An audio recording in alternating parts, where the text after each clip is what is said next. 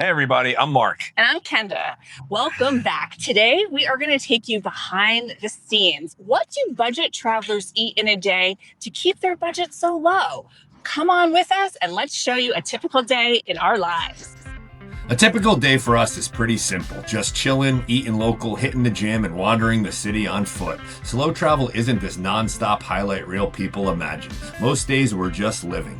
Walking new streets, finding food stalls, figuring out the rhythm of the place. And yeah, 2 or 3 times a week we'll check out an attraction or something a little more touristy. But the rest of the time, it's just real life in a new city. And honestly, that's our favorite part.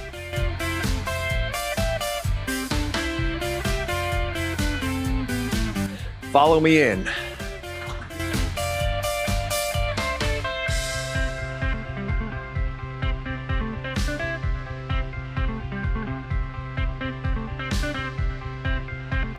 Come with us as we swing through Big C Supermarket and grab our bulk breakfast haul for the week. This channel isn't just about the places we visit, it's also about the food that we find along the way. Minimalist living isn't always about giving everything up. It's about having space in your life again. Eating simple, owning less, slowing down. It just makes you feel like your life is more manageable. You realize you don't need much to feel good. Just cheap meals, some fresh air, and the freedom to do what you want with your day. Okay, so one of the best things to do as a budget traveler is to food shop on the road. So what you're gonna do is either find your local supermarket for great deals or the local markets and you pick up your goods. Right here, we pick up the 30 pack of eggs. Okay. Next up, we get our bread.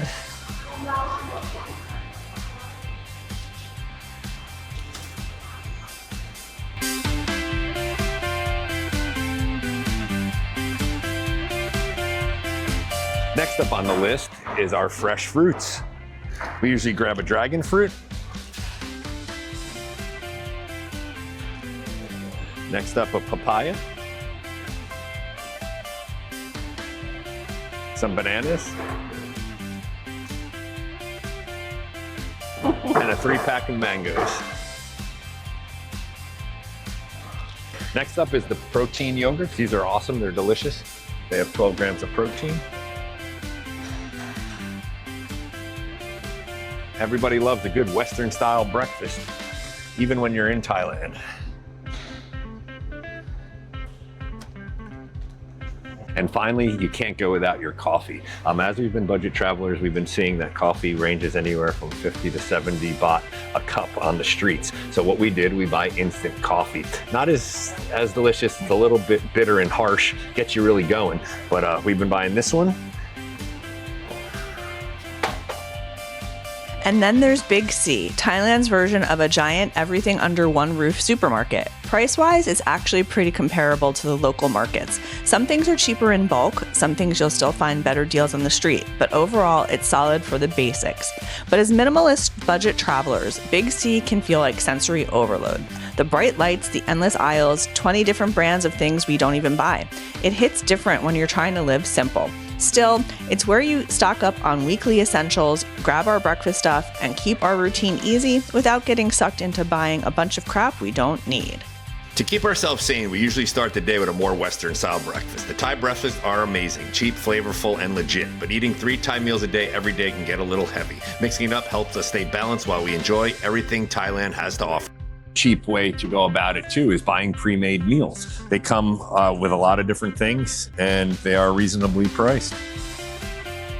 All right, guys, so that's how we do it. We get our breakfast for 7 full days of eating for only 875 baht. It equals about 125 baht per day.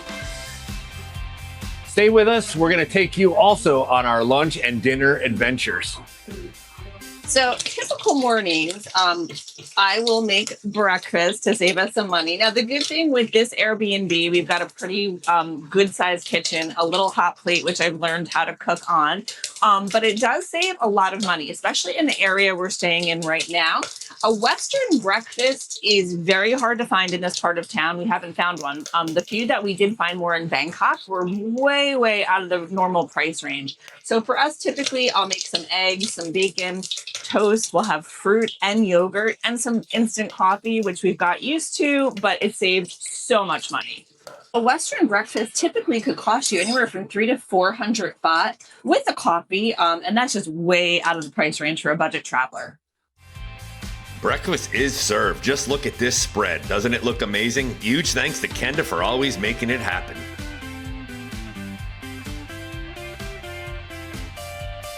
Time to hit the streets and hunt down some real local flavors. Let's see what we can find. It's lunchtime. So typically, if we're staying in the area, we have a few that we love to go to. Typically, they'd be a little roadside restaurant like we're eating at today, a food stall, or a cart.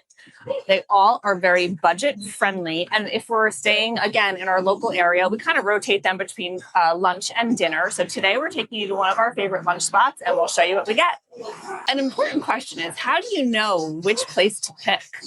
What we traditionally will do, if it is busy, and if you look behind me, you can see a lot of people there. If it's busy, you know it's good and the locals love it. So that's one of our number one things we do to find a great place. Also, we always look at the cost. This meal right here, I've got some crispy pork over rice. Mark got a nice pad see ew with chicken. Typically, these dishes will run about 50 to 70 baht each. We like to usually keep it around 100 to 150 baht per meal if we can. Sometimes that's not as easy to do, but if you stay local, you can definitely stay on point with that for sure. So as Kenda said, I got the pad see ew. This is one of my favorites. This one's with chicken. It comes with, I guess, like sort of like a broccoli in there and some flat rice noodles and chicken. It's also, I add my own spice. I love it spicy. The more I'm staying here, the better I have been getting at it, eating the spice. So it's very good, delicious. So I got the crispy pork.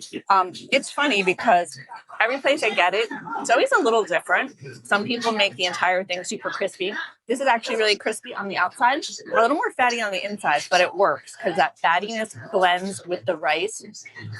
It gives it a really great flavor. But yeah, I've become like the biggest crispy pork fan since we've been here. But this one's really delicious. You can see in that rice, look at all of those seasonings. There's a lot of garlic. There's actually some cilantro in there. And of course, those Thai chilies. Whew, that is a flavorful bite. When everything's in Thai and there's no English to be found, you know it's going to be local and cheap. But don't worry, Google Translate will have your back while ordering. So lunch only cost us 100 baht. What a deal. The great thing too, with these local dishes we're eating, they are so flavorful and filling.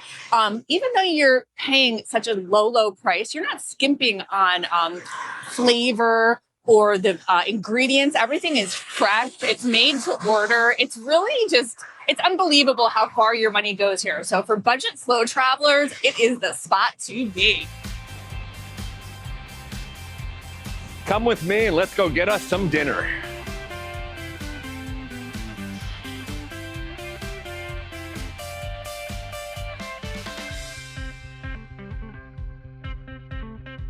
We're here at dinner time at one of our favorite, usually our dinner time stall. The great thing with this one, there are multiple establishments within the one area.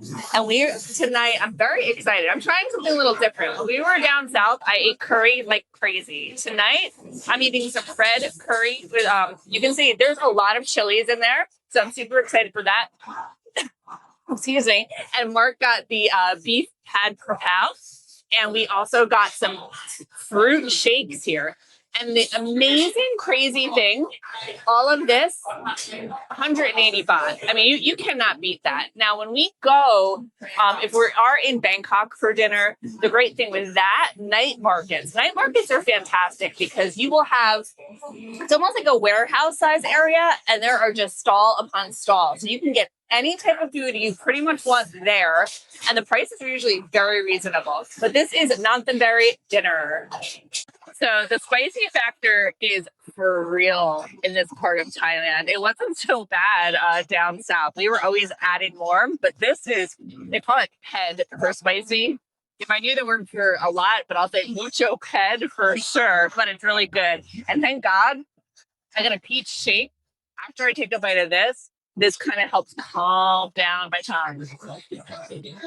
Okay, so I got the beef pad krapao. It comes with a lot of chilies in it. It comes with some stir-fried basil, and it also has a nice beef flavor.